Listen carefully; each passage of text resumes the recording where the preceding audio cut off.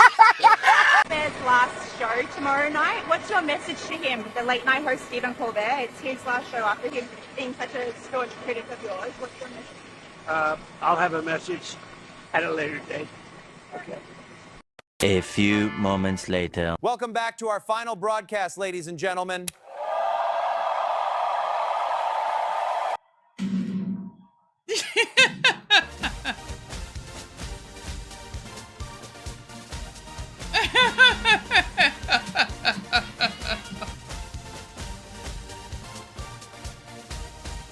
They lost money. I mean, I wish, part of me laughs like the idea that like this got canceled because of Trump. No, it got canceled because the dynamics of late night TV have changed. The audience is significantly smart. They weren't making money off it. That's what they weren't saying, but can I I just think say he that? believes I know, I really do. I really believe it. I literally don't believe the half the stuff you say is do you believe it. I believe it. The But second thing is this. I You do- alienated half the country every night Now because you're you're getting nasty there. to them. Now you're getting there. And you Because lost now half you're the telling the audience that you truth. needed. Leno and Letterman Yes. were not Yes, liberal that's right. guys yelling at Republicans. Stephen Colbert has officially been canceled, and the way these liberals are acting, you would have thought somebody died. Mayor Pete, who I forgot existed, posted a video practically on the verge of tears for Stephen Colbert. All of this drama, they're acting like me when Blockbuster shut down or when I go to Chick-fil-A and forget that they're closed on Sundays. I suppose that's also like me going to Hobby Lobby and forgetting that they are closed on Sundays as well. Stephen Colbert is no Johnny Carson. He had millions and millions of people tuning into his show. If y'all like Colbert so much, why was he running a $40 million deficit and why were his ratings in the gutter? Stephen Colbert was paid $15 million a year. He had tons of writers and there were no jokes. There was no humor and no comedy. Stephen Colbert stopped caring about us a long time ago. Once he started getting invited to hang out with the Obamas and all of these Democratic elites, that became his group. Instead of actually entertaining people, he became a for Big Pharma and all of his advertisers. This is literally a headline from his show, Vax or Get Axed. And this is from the people who say my body, my choice. This is why Stephen Colbert has gone down the tubes. Any late night host worth their salt should be able to poke fun at both sides of the aisle, but Stephen Colbert pandered to about 5% of the population. Here he is holding up an Eric Swalwell sign. So like most of you, I will not miss Stephen Colbert. My final message to all 12 of Stephen Colbert's viewers, if this makes it to your feed, you guys are saying thank you for your service. Thank you for your service, Stephen. What about saying that to the troops and the people who keep our country safe? And let's start with a man once revered as the boss. Sadly, these days, Bruce Springsteen has devolved into a bit of a spectacle of tedious. And of course, he was there to farewell the unfunny Stephen Colbert, the man who managed to lose his employer tens of millions every year. But according to Bruce Springsteen, the reason Colbert was sacked, well, it was all the president's fault. Bruce Springsteen. Stephen, I'm here in support tonight for Stephen because you're the first guy in America who's lost his show because we got a president who can't take a joke. And it only gets worse when he tries to sing. Give it up, Bruce. You jumped the shark a long time ago. Down Nicolette Avenue. And the leftist celebs have been lining up to appear on Colbert's show, including Pedro Pascal, who really showed his adoration.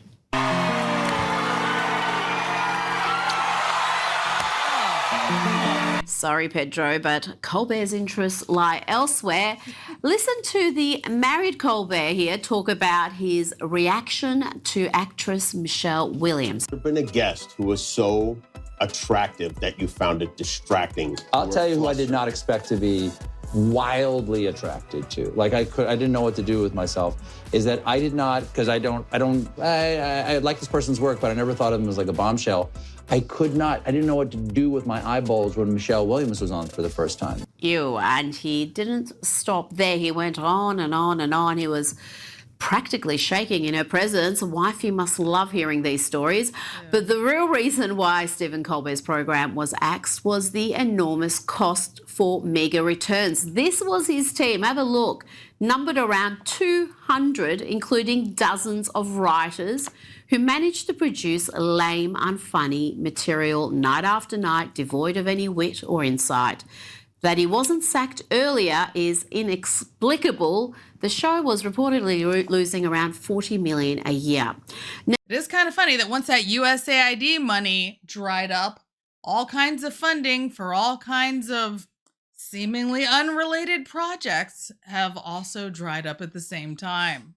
Make of that what you will. Now, we had the final edition of Stephen Colbert's very expensive, poorly rated program, and have a look at how many people worked on this single program. I mean, I could not believe this image. So many people producing content that is so painfully unfunny and lame. It's almost unfathomable, Josh, that you could have a team that big and that was the content they produce nightly. Well, not so much so. Not when you consider that people are very ideologically driven. I believe it was Johnny Carson who said that you should not be political with these late night talk shows. And he was absolutely correct, because what happens is you destroy the model, and the model was absolutely, most definitely destroyed, because you wind up alienating more than half of the country. I said, now, tell me the last time that Jack Benny, Red Skelton, Benny comedian, used his show to do serious issues. That's not what I'm there for. Can't they see that? But you're not. Why do they think that just because you have a Tonight Show that you must deal in serious issues? It's a danger. It's a real danger. Once you start that, you start to get that self-important feeling that what you say has great import. And you know, strangely enough, you could use that show as a forum. You could sway people, and I don't think you should as an entertainer. Thing here is that a lot of the folks in the media reader are now painting this as political retribution. They're saying that Donald Trump can't take a joke. So it's actually Bruce Springsteen himself. It was Bruce Springsteen who went on, and I think the second to last episode of The Late Show with Stephen Colbert, and said that Colbert's show was going because the President of the United States can't take a joke. And some people blame it on Brendan Carr, the chairman of the SEC, who's actually doing a fantastic job. Brendan Carr is he's just the first FCC chair to enforce our equal time rule in a very long time there. So kudos, my hat off to Brendan Carr.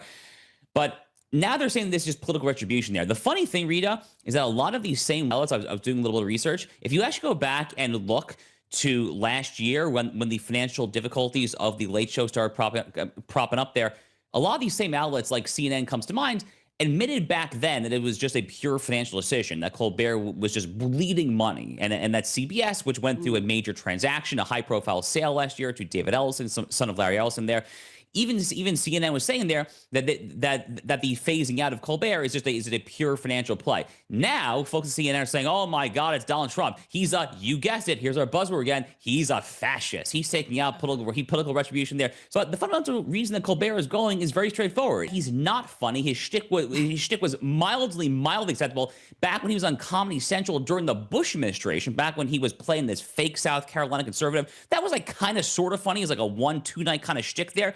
Fast forward 15, 20 years later there, he doesn't even have that. What is he? He's fundamentally lacking a sense of humor. He's lacking an audience. He's lacking ratings, and soon he will be lacking a job. My only question, Reed, at this point is, can Jimmy Kimmel possibly come next, please?